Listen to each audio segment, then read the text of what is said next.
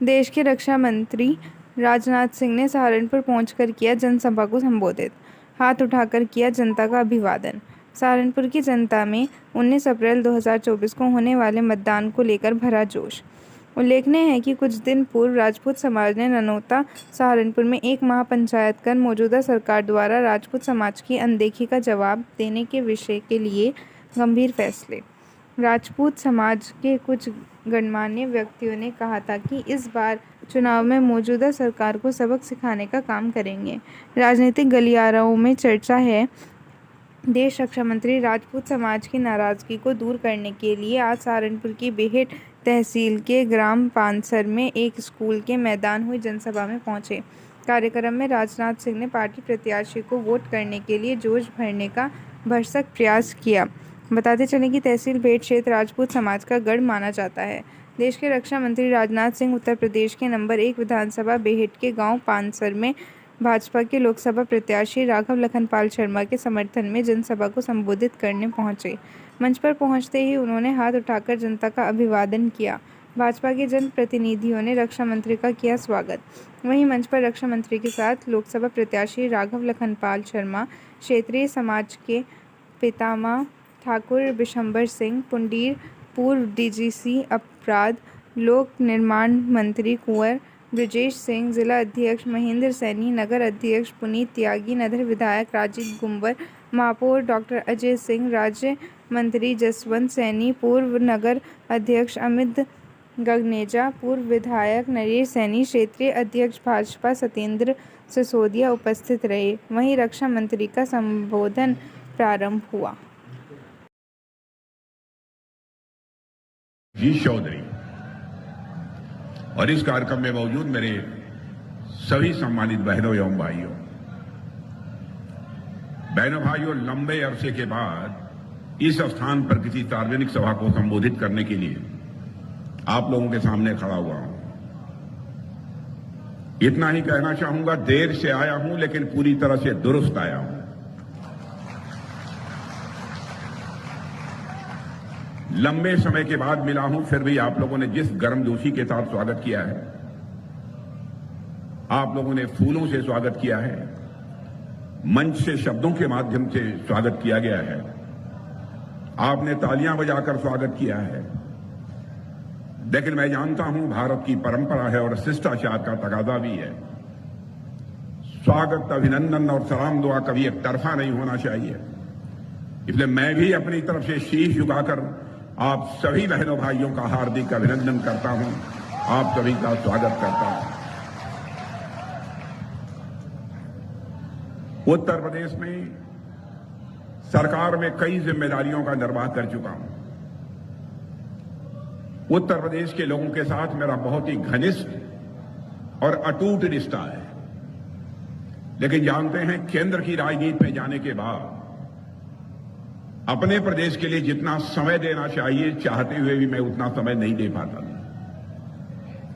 लेकिन मैं सच बतलाऊं, जब कभी भी उत्तर प्रदेश में मेरा कार्यक्रम लगता है और मुझे जब यहां पर आना होता है तो मुझे आत्मिक सुख की प्राप्ति होती है, आत्मिक सुख की प्राप्ति होती है जब यहां आना होता है।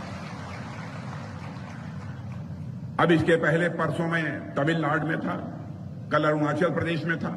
लगातार कई दिनों से सारे देश भर में सार्वजनिक सभाओं का सिलसिला चल रहा है और उत्तर प्रदेश में आज शुरुआत कर रहा हूं तो इस सहारनपुर की धरती से, बेहट की धरती से मैं यहां चुनावी अभियान का शुभारंभ कर रहा हूं।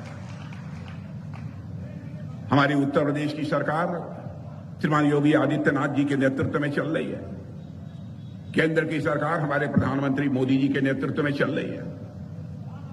मुझे बतलाने की जरूरत नहीं है, केवल उत्तर प्रदेश ही नहीं है बल्कि सारे हिंदुस्तान की जनता इस सच्चाई को स्वीकार करती है।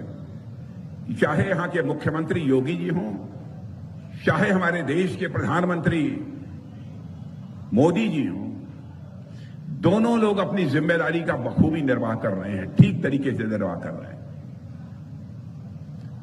बहनों भाइयों, इस सच्चाई को भी नकारा नहीं जा सकता। केंद्र में मोदी जी के नेतृत्व में सरकार बनने के बाद सारी दुनिया में भारत का कद बढ़ा है। पहले भी दुनिया के कई देशों में सार्वजनिक सभाओं को संबोधित करने का मुझे अवसर प्राप्त हुआ है।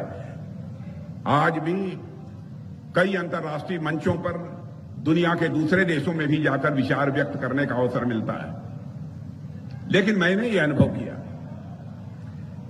कि आज के कुछ वर्षों पहले, यानी मोदी जी के आने के पहले, जब अंतर्राष्ट्रीय मंचों पर भारत कुछ बोलता था तो भारत की बातों को जितनी गंभीरतापूर्वक लिया जाना चाहिए नहीं लिया जाता था।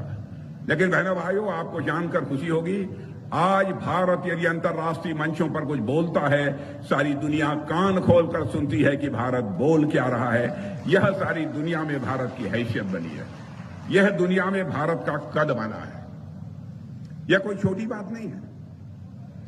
मैं समझता हूं आप लोग भी यह मानेंगे, आप लोगों की भी ये सभी राजनीतिक पार्टियों से अपेक्षा होगी। राजनीति केवल सरकार बनाने के लिए नहीं की जानी चाहिए, राजनीति की जानी चाहिए तो देश बनाने के लिए राजनीति की जानी चाहिए, और यही काम भारतीय जनता पार्टी कर रही है। देश के रक्षा मंत्री के रूप में भी मैं आपको विश्वास दिलाना चाहता हूं बहनों भाइयों कि हम भारतवासियों का मस्तक किसी भी सूरत में झुकने नहीं देंगे। हम आपको पूरा विश्वास दिलाते हैं। भारत की सीमा पर जिस तरीके से हमारे सेना के जवान अपनी जिम्मेदारियों का निर्वाह कर रहे हैं, उनकी सराहना केवल भारत में ही नहीं बल्कि उनके शौर्य और पराक्रम की सराहना अब दुनिया के देशों में होने लगी है। आपका भारत अब कमजोर भारत नहीं रहा है, आपका भारत ये ताकतवर भारत बन गया।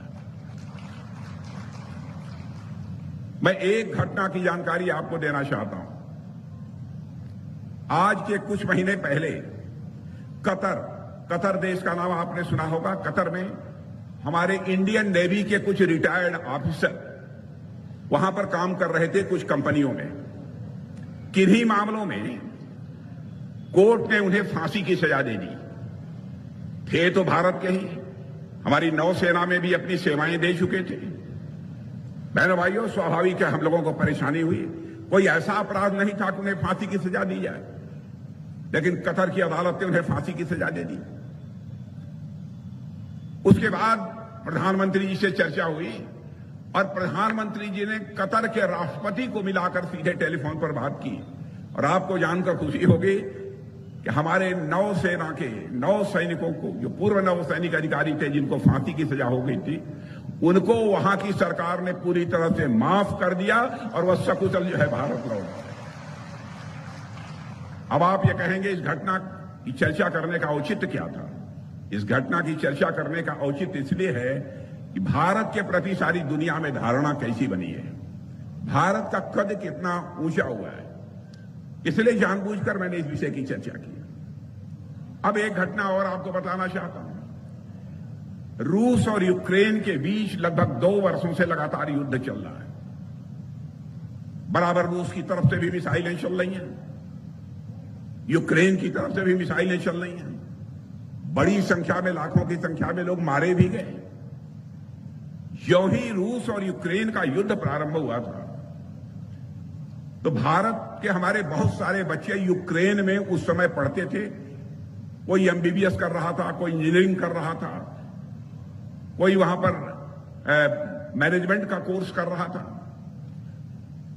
तो यहां जो उनके माता पिता भारत में थे वह कहने लगे कि मोदी जी चाहे जो भी हो जाए, हमारे बच्चों को जल्दी से यूक्रेन से बाहर निकालिए, नहीं कब उनकी जिंदगी चली जाए कुछ कहा नहीं जा सकता।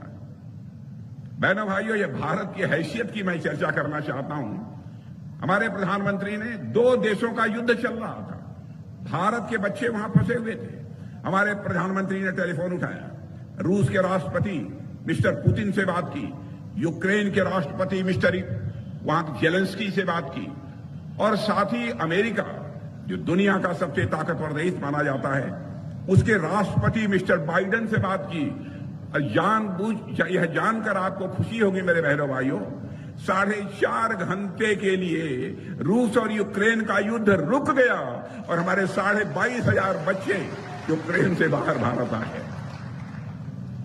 यह भारत की हैसियत बनी है। 2014 में जितना हमको समर्थन प्राप्त हुआ था, 2019 में जनता का समर्थन उससे भी अधिक बढ़ा है। क्यों बढ़ा है? लोग ये समझते हैं, जैसी उनकी हसरत थी, जैसी उनकी इच्छा थी कि भारत का मस्तक दुनिया में ऊंचा होना चाहिए, यह सरकार मोदी जी के नेतृत्व में इस जिम्मेदारी का बखूबी निर्वाह कर रही है। भारत की हैसियत देखो आप, भारत की हैसियत। बहनों भाइयों, पहली बार हमारे देश के वैज्ञानिकों ने करिश्माई काम किया, करिश्माई काम किया। अभी तक रूस, अमेरिका, बड़े बड़े देशों के बारे में आप सुनते थे, भारत के बारे में लोग कहते थे भारत यह गरीबों का देश है, कंगालों का देश है। आज के कुछ वर्षों पहले यह भारत के बारे में यह धारणा बनी हुई थी, लेकिन अब भारत ने करिश्मा कर दिया है। भारत के वैज्ञानिक धरती पर ही नहीं, अब चंद्रमा पर भी लैंडिंग करने में वह कामयाब हो गए। मेरे बहनों भाइयों, चंद्रमा के साउथ पोल पर हमारा लैंडर जो है लैंड कर चुका है।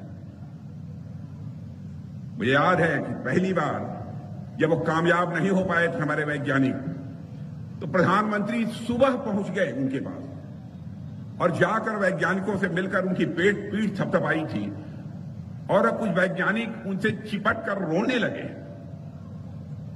लेकिन उन्होंने ढाढ़स बढ़ाया, चिंता मत करो। चंद्रयान 2 उन्होंने छोड़ा था, वह विफल हो गया था। चंद्रयान 3 की उन्होंने कहा कि तैयारी करो। और बहनों भाइयों, हमारे वैज्ञानिकों का हौसला अफजाई की हमारे प्रधानमंत्री ने, और हमारा वह जो है चंद्रयान चंद्रमा के दक्षिणी ध्रुव पर जाकर लैंड कर पाया। और आपको जानकर खुशी होगी, चंद्रमा के दक्षिणी ध्रुव पर लैंड करने वाला चंद्रयान, यह जो काम हुआ है, यह भारत का अकेला देश है जिसने कि चंद्रमा पर अपना चंद्रयान को लैंड कराया है। भारत दुनिया का अकेला देश है। यह भारत की हैसियत है। अब राजनीति का जहां तक प्रश्न है, राजनीति आप जानते हैं कि नेताओं के प्रति, मुझे भी मालूम है, आज के कुछ वर्षों पहले लोगों की धारणा बनी रहती थी, ये नेता आते हैं, जनता के सामने झूठ बोलते हैं, जनता की आंखों में धूल झोंकते हैं और जनता का समर्थन लेकर चले जाते हैं, जनता की ये चिंता नहीं करते। इनको जनता और देश की